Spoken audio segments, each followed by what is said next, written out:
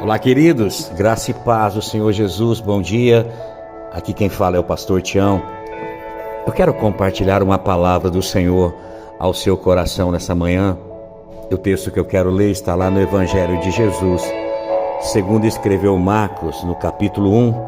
Eu quero ler o versículo 30 e 31 apenas, que diz assim a palavra do Senhor: que a sogra de Pedro estava deitada com febre, e logo lhe falaram dela.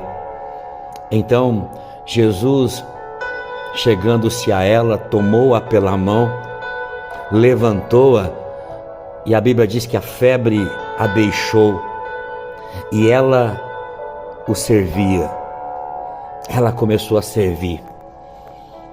Uma mulher, a sogra de Pedro, a Bíblia relata que eles ficam sabendo que ela está febril, ela está acamada com febre, e eles decidem falar dela para Jesus e levar Jesus até ela.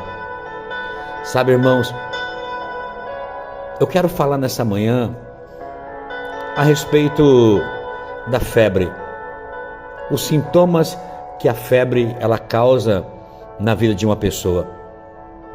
Alguns sintomas, reações que é muito comum quando uma pessoa está febril: o desânimo, o frio, o calafrio, os arrepios, mesmo em ambientes quentes, a falta de apetite, a falta de energia, um mal-estar, uma dor de cabeça, um cansaço no corpo. A febre ela causa esses sintomas. E quando nós olhamos para o ambiente espiritual, a febre espiritual, é interessante que ela vai causar os mesmos sintomas. Sim, o Espírito Santo falou comigo a respeito de uma febre espiritual. Uma febre espiritual que pode acometer na vida de uma pessoa. Alguém pode, na caminhada, por distração ou por alguma situação, ser contagiado por essa febre.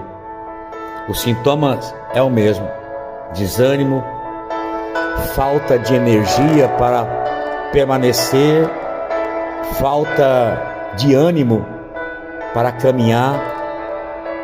A febre espiritual ela vai gerando também uma falta de apetite.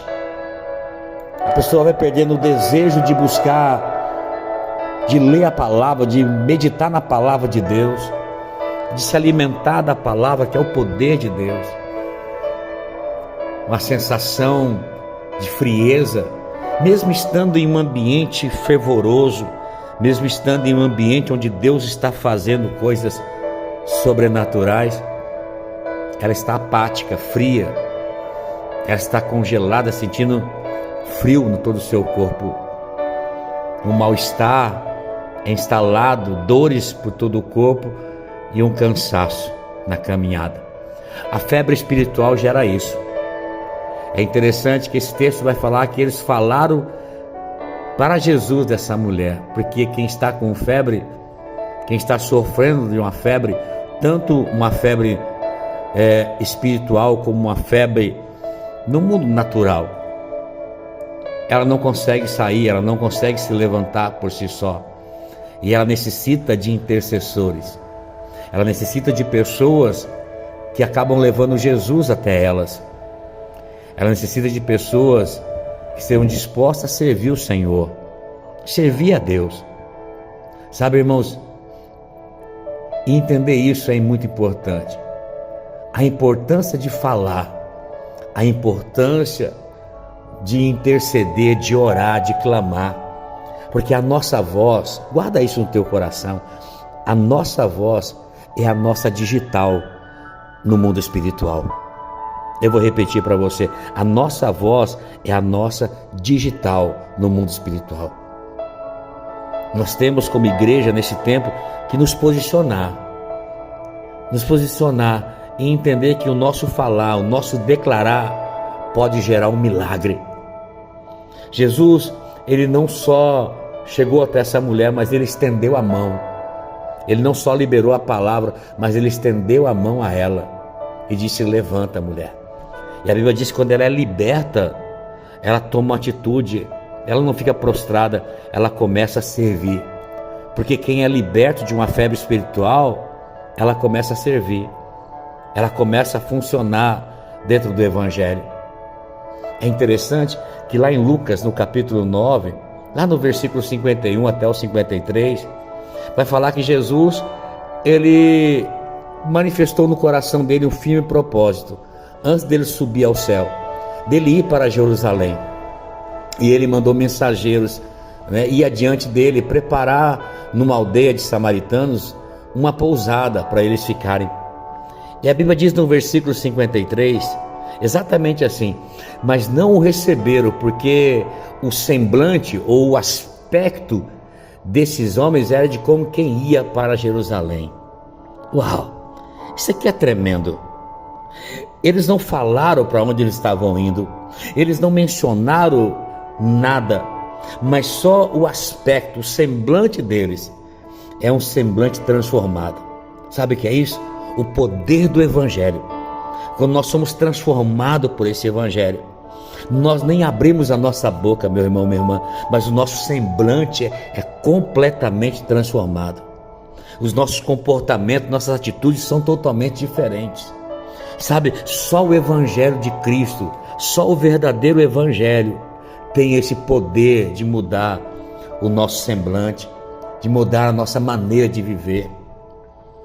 A Bíblia diz que Davi, ele recebe alguns homens na caverna, 600 homens, e Davi começa a olhar para esses homens. Eram homens endividados, eram homens que a sociedade não queria, eram homens cheios de problemas, todos os problemas possíveis, homens depressivos, homens que tinham problemas na alma, no coração, iras, homens que para a sociedade não tinha mais jeito, a escória da sociedade.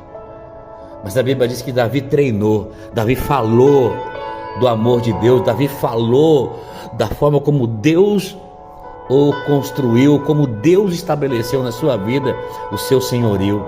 Davi ensinou, Davi preparou esses homens e se tornaram os valentes de Davi. Lá em 1 Crônicas, no capítulo 12, no versículo 8, a Bíblia vai dizer que os valentes de Davi eram homens de guerras, homens preparados para a guerra, homens preparados para pelejar, homens armados com escudo e com lança. Mas aí diz assim: e os seus rostos eram como o rosto de leões. Uau! Homens como o rosto de leão. Sabe, irmãos, o leão, ele não é reconhecido como, ele é reconhecido, como rei, não é porque ele é o maior animal da selva, não, mas o leão, ele é reconhecido como rei da selva, porque as suas atitudes são certas, as suas atitudes são diferentes, as atitudes que eles tomam são diferentes, os comportamentos são diferentes. Uau, isso aqui é tremendo. O seu rosto era como o rosto de leão, uma face transformada de quem é liberto dessa febre espiritual. Atos capítulo 3, o Senhor vai trazer à memória, diz que na porta do templo, na porta formosa, Pedro e João estavam entrando e um homem coxo viu a Pedro e João e foi até eles e pediu esmola, começou a gritar e pedir esmola. A Bíblia diz que Pedro, fitando os olhos nele, libera uma palavra: olhe para nós, olhe para nós. E a Bíblia diz que ele olhou para eles esperando receber alguma coisa, mas Pedro diz: eu não tenho prata e nem ouro, mas o que eu tenho, isso eu te dou. Em nome de Jesus Cristo, o Nazareno, levanta-te e anda. Olha o que Pedro faz assim depois. A Bíblia diz que, tomando pela mão direita, o levantou, e logo seus pés e artelhos eles se firmaram. Uau! Olhe para nós.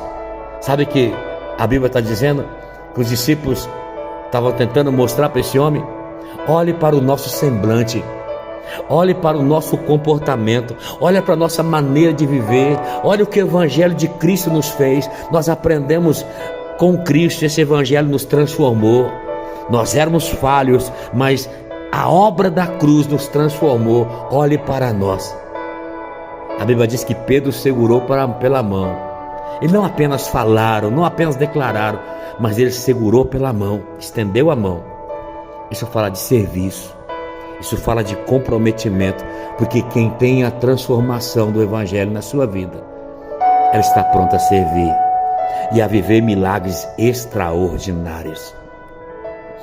Que o Senhor te abençoe nessa manhã com essa palavra, querido. Que o Espírito Santo continue falando ao seu coração. Que o Senhor te guarde, que o Senhor faça resplandecer o seu rosto sobre ti, tenha misericórdia de ti e te conceda a graça. Que o Senhor volte para ti o seu rosto e te dê muita paz. Deus abençoe, meu irmão, minha irmã, no nome de Jesus.